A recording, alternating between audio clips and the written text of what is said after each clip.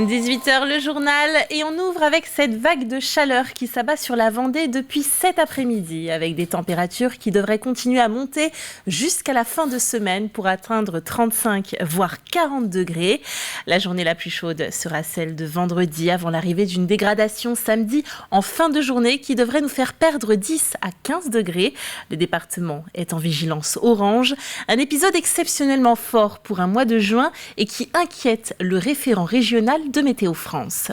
De voir des vagues de chaleur de plus en plus intenses, de plus en plus précoces, sont des signes de ce que sera, pas notre quotidien, mais des conditions habituelles de nos futurs étés, des conséquences du changement climatique. On touche là ce que pourra être, on touche du doigt de ce que pourra être notre futur.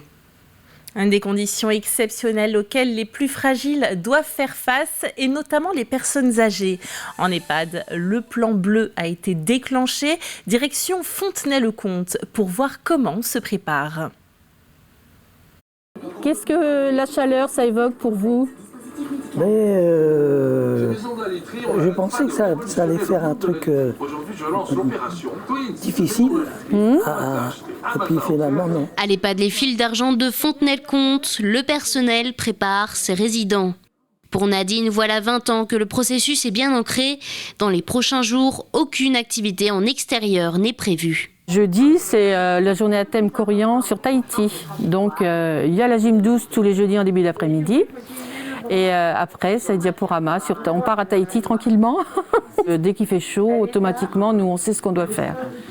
Donc, automatiquement, c'est les boissons, que les personnes soient habillées légèrement. Et on les garde dans des coins frais. Outre des activités adaptées, le plan bleu est déclenché dans l'EHPAD. En pratique, l'établissement privilégie des produits frais dans les menus et distribue continuellement des bouteilles d'eau. L'EHPAD investit aussi dans du matériel médical supplémentaire. Alors dans le plan bleu ici, vous pouvez retrouver des dispositifs médicaux, vous pouvez retrouver des brumisateurs et tout ce qui est lié d'éventuelles déshydratations comme des perfusions ou des coups de chaleur avec des moyens de rafraîchir les résidents. À quelques encablures, les appels se multiplient au CCAS de Fontenay-le-Comte. Est-ce que vous vous sentez bien par cette chaleur ? Je ne peux pas dire que je suis malheureuse quand même. Je suis dehors avec... sous mon parasol avec mes chats. Comme chaque ville, la municipalité dispose d'un registre de personnes isolées. Le but, s'assurer que tout va pour le mieux. On leur demande leur état de santé actuel, comment ils se sentent en fait. C'est plus du ressenti, mais c'est important. Et puis, on questionne surtout sur est-ce qu'il y a du passage chez eux ? Est-ce qu'il y a des gens qui prennent des nouvelles ? Et si on voit que la personne, il n'y a pas trop de passage, là, on peut proposer une visite. Tout le monde peut être vigilant à ses voisins, et notamment les plus fragiles. Le CCAS doit prévenir 32 personnes. Les températures resteront anormalement élevées jusqu'à la fin de la semaine. Du côté du service départemental d'incendie et de secours, on est bien évidemment sur le pied de guerre. Colline Davy a rencontré le directeur du SDIS Vendée. Alors on est forcément attentif à la façon dont la sollicitation des sapeurs-pompiers va s'exercer en cette période de forte canicule. On peut craindre un nombre plus important de malaises qui conduirait à une plus forte sollicitation des sapeurs-pompiers. On peut craindre des interventions plus nombreuses pour ce qui concerne des départs d'incendie. Voilà. Donc nous sommes proactifs sur le sujet en rappelant sur nos différents réseaux les bonnes consignes, que ce soit pour éviter tout incendie, mais également éviter tout malaise. Et puis là aussi, on s'adapte en révisant nos procédures, en adaptant la disponibilité de nos opérateurs pour répondre là aussi et encore et toujours à un afflux potentiel des appels. Un plongeon en mer, c'est peut-être le moyen idéal de vous rafraîchir. Mais savez-vous que la réglementation des drapeaux de baignade a évolué cette année ? Notre journaliste Alexandre Debray détaille pour nous ces modifications. Nous sommes au niveau du poste de secours de plage centrale au Sable d'Olonne. Si nous sommes réunis ici, c'est pour parler de ce petit tableau que nous tenons derrière nous avec notre invité Loïc Potier. Bonjour. Bonjour. Ce tableau, tout simplement, c'est une mise en application d'un décret national. Alors, vous le faites déjà depuis un an. À quoi correspond-il ?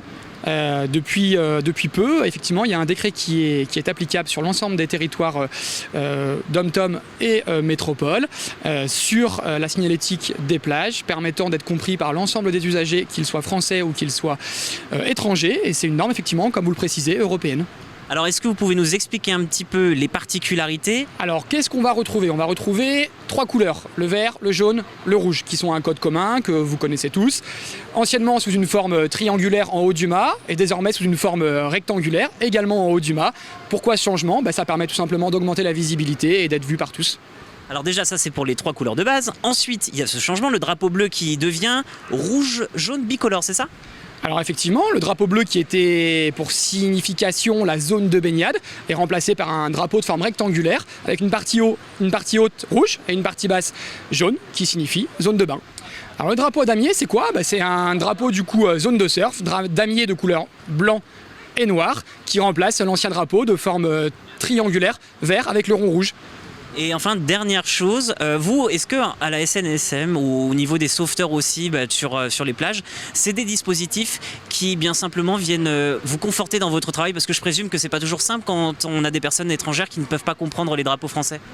À partir du moment où l'objet est d'améliorer la compréhension, automatiquement on va améliorer la sécurité qui est associée. Anciennement, cette norme, elle n'était pas comprise par tous. Aujourd'hui, elle sera comprise par l'ensemble des usagers européens. Et bien voilà, vous avez donc toutes les informations quant à votre nouveau cadre de baignade au Sables d'Olonne et partout ailleurs. Merci Alexandre pour toutes ces précisions. Allez, on reste sur la plage avec ces belles images de Foot Océane 2019. Après un report d'une année, l'événement est de retour ce samedi. À Saint-Jean-de-Mont, le temps d'une marée basse, 6000 enfants U8 et U9 de toute la région s'affronteront. Une véritable course contre la montre pour les organisateurs. Le challenge, le défi, c'est de tracer 250 terrains lorsque la mer baisse. Donc là, nous avons une basse mer à 15h05. Donc à partir de 10h30, on commence à tracer les terrains. À 13h, on commence les premiers matchs. À 15h, c'est fini. Et à 16h, on fera une fresque humaine avec tous les 6000 gamins. Et donc à 17h, on a tout ramassé, tout est fini, la mer est haute. Et ils mettent le cap sur Saint-Gilles, Croix-de-Vie. Les 22 équipages engagés dans la Sardinia Cup sont bien partis ce mardi de Figueira da Foz au Portugal. La météo étant incertaine sur le parcours, les équipages s'attendent à une étape compliquée, longue et éprouvante. 560 000 les séparent de la ligne d'arrivée. Les premiers sont attendus à partir de samedi. Quel avenir pour le Marais Poitevin ? Une question sur laquelle ont planché toute l'année 539 élèves de différents établissements du secteur. Ils ont présenté 8 projets avec pour ligne directrice agir pour le climat de demain. Grégoire de Châtillon était présent à la restitution de leur travail. De l'école élémentaire au collège, de la Vendée aux Deux-Sèvres, en passant par la Charente-Maritime, ils sont venus partager le résultat d'un travail de plusieurs mois, un travail effectué sur ce territoire qu'ils ont en commun, le parc naturel régional du Marais Poitevin, 92 communes pour près de 300 000 habitants répartis sur 3 départements et 2 régions, avec un enjeu crucial, agir pour le climat de demain. Si on ne fait rien, il n'y aura peut-être plus de biodiversité, ni de Marais Poitevin.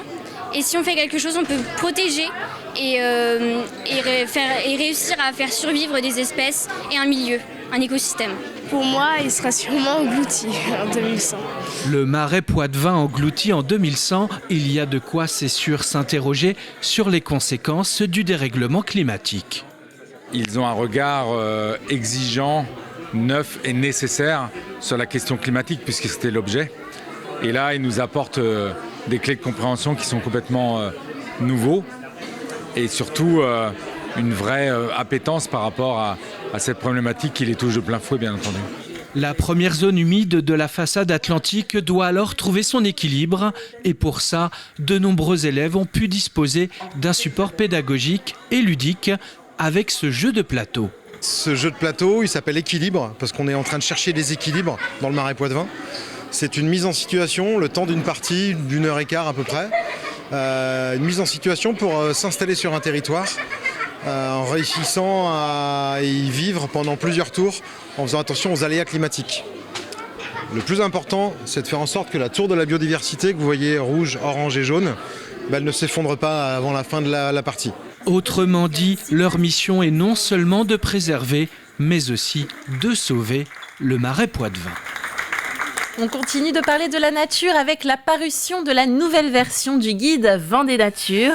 Lacs, littoral, marais, forêts, les plus beaux espaces naturels y sont présentés avec les différentes espèces que l'on peut y trouver. Un guide gratuit et disponible sur demande à l'hôtel du département de la Vendée. Écoutons Anne Aubin-Sicard nous en parler. Ce guide met en exergue 80 sites naturels différents, propriétés du département, gérés par le département ou par des partenaires du département. Ce sont des sites qui abritent des espèces de faune et de flore remarquables que le grand public, avec précaution, est invité à découvrir. C'est l'un des objectifs de ce guide, effectivement, comment se promener dans ces sites, avec quelles précautions. Il y a des fragilités, il y a des richesses importantes, mais l'idée c'est aussi d'apprendre à les connaître. Donc apprendre à connaître pour apprendre à aimer, c'est vraiment l'idée phare de ce guide Vendée Nature. Un rapide point sur la météo avant de nous quitter et cette carte qui s'affiche avec du soleil pour toute la journée et de fortes chaleurs comme nous le disions en début de ce journal. Surtout, n'oubliez pas de vous hydrater, prenez des nouvelles de vos proches et restez au frais autant que possible. Les chaleurs perdureront jusqu'à la fin de semaine. Pic de chaleur prévu notamment ce vendredi, ce sera la journée la plus chaude. On pourrait atteindre jusqu'à 40 degrés, des températures records en ce mois de juin. C'est la fin de ce journal. Retour de l'actualité dès 7h demain avec Caroline Tronche. Prenez soin de vous et belle fin de journée.